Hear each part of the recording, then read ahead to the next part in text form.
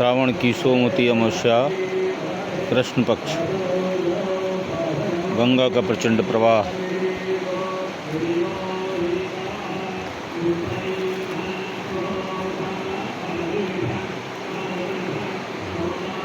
भगवान शंकर का अभिषेक चल रहा है गंगा के किनारे।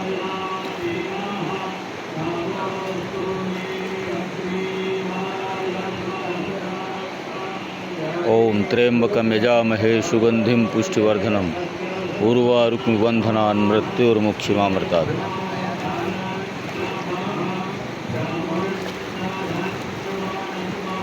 जय शिव शंभो, जय शिव शंभो। अध्यात्म बहुत बड़ी चीज़ है और एक प्रकार का ये विज्ञान है, लेकिन इतना गहरा विज्ञान है कि उसको अभी समझा नहीं जा सका है। ये वस्तुतः ये विज्ञान है। अब उसको समझने ना कारण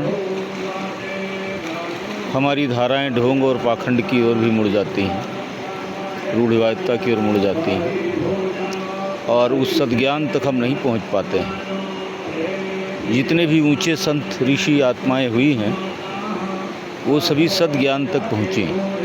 जब सद्ज्ञान तक पहुंच जाती हैं, सत अपने अंदर उतर आता है तो विनम्र और शालीन हो जाती हैं, मौन हो जाती हैं और सभी सूक्ष्म ऋषि आत्माओं को, देवताओं को अनुभव करती हैं। तभी ये समूचे भारत देश में, विश्व में बड़े बड़े मंदिर बने हुए हैं। ये सब स्वप्नों के द्वारा उस इष्ट ने, परमात्मा ने अपने भक्त को, समर्थ भक्त को बोध कराया और वो बार बार मंदिर पुनर्निर्माण हुआ, उनका बन गए। इसलिए ये संस्कृति देव संस्कृति कहलाती है और अक्षुण्य बनी हुई है। विज्ञान को आप नकार नहीं सकते हैं। विज्ञान ने अध्यात्म को समझने के लिए और अवसर प्रदान कर दिए हैं और मानवता के लिए बहुत बड़ी सुविधाएं प्रदान कर दी हैं, मानव जीवन को सरल बना दिया है। यही विज्ञान जब धीरे धीरे गहरे उतरेगा तो हमें इस अध्यात्म को समझने की सामर्थ्य देगा और हम साधना करेंगे और सत्य के अंदर उतरेंगे, कर्तव्यनिष्ठ बनेंगे। ईमानदारी, कर्तव्यनिष्ठा, सेवा को अपने जीवन में उतारेंगे। आज हम देखते हैं कि लोग बड़े बड़े पदों पर हैं, धर्मात्मा हैं, लेकिन वो क्रूर हैं, दुष्ट हैं, तो आप उनको कैसे आध्यात्मिक कह सकते हैं? अध्यात्म विनम्रता का नाम है। ईशावास्मिदं सर्वम, सब में वो ब्रह्म है। ये शरीर भी माया है नश्वर होने के कारण, ये जगत भी नश्वर होने के कारण माया है। जो नष्ट नहीं होता है वो आत्मा है, वो एक ही एक है, अनंत में व्याप्त है। हम वही हैं, उसी में उतरना है। जब उसमें उतर जाएंगे तो आनंद ही आनंद है। फिर कहाँ क्रोध, कहाँ काम, काम, क्रोध, लोभ, मोह, मद, माश्चर्य सब विलीन हो जाते हैं और हिमालय की कंदराओं में और दुर्गम क्षेत्रों में तमाम ऐसी सूक्ष्म ऋषि दिव्य आत्माओं का हम दर्शन करते हैं और आनंद से भर जाते हैं। उनके अनुदान वरदान भी हमको मिलते हैं। साधना में हमें सरलता मिलती है, वो हमें प्रेरणा देते हैं, मार्गदर्शन देते हैं और हमारे जीवन की गति को और बढ़ा देते हैं। प्रारब्ध हमें उत्थान पतन की ओर ले जाता है। जब हम क्रूर और दुष्ट बन जाएंगे और सत्य को समझने की कोशिश नहीं करेंगे तो ऊंचे पद पर होते हुए भी हमारा पतन होगा, हम गिर जाएंगे। लेकिन हमारे अंदर सत संस्कार वो पड़े हुए हैं, योग पड़ा हुआ है जो हमने किया है, फिर बोध कराता है, फिर हम उठेंगे और फिर जब सत्य को पकड़ लेंगे, विनम्र, शालीन और अंतर्मुखी हो जाएंगे और ये झूठे मायावी दुनिया से मोह नहीं रखेंगे और मायावी संसार को इकट्ठा करने के लिए हम क्रूरता नहीं अपनाएंगे, तो परमात्मा हमारे अंदर प्रकट हो जाएगा, दर्शन हो जाएगा, फिर हमारा उत्थान हो जाएगा।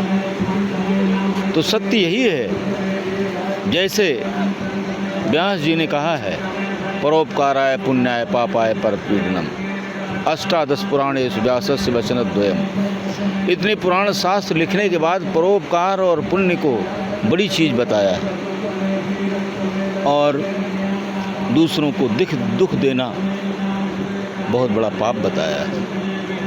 लेकिन हम समझ नहीं पाते हैं। तमाम ऋषि मुनि संत आत्माएं हमें उपदेश देती हैं, कथाएं सुनते हैं, लेकिन इस कान से सुना उस कान से निकाल दिया। फिर हमारा उत्थान कैसे होगा? फिर हम अध्यात्म कैसे प्रवेश कर पाएंगे? फिर हम अपनी संस्कृति गौरव गरिमा को कैसे बढ़ा पाएंगे? इसलिए कभी कभी कथनी करनी जब हमारी भिन्न हो जाती है तो हम पाखंड की स्थिति में पहुंच जाते हैं और हमारा उपहास होता है, हमारी संस्कृति का पतन हो जाता है, अपने गौरव गरिमा से हम गिर जाते हैं। अपनी गौरव गरिमा को प्राप्त करने के लिए हमें ऋषियों के बताए मार्ग पर चलना चाहिए और विज्ञान को समझना चाहिए। सही रूप उभरेगा उस दिन धर्म और विज्ञान का, सही रूप उभरेगा उस दिन मानव के उत्थान का। जिस दिन होगा मिलन विश्व में धर्म और विज्ञान का, धर्म और विज्ञान का।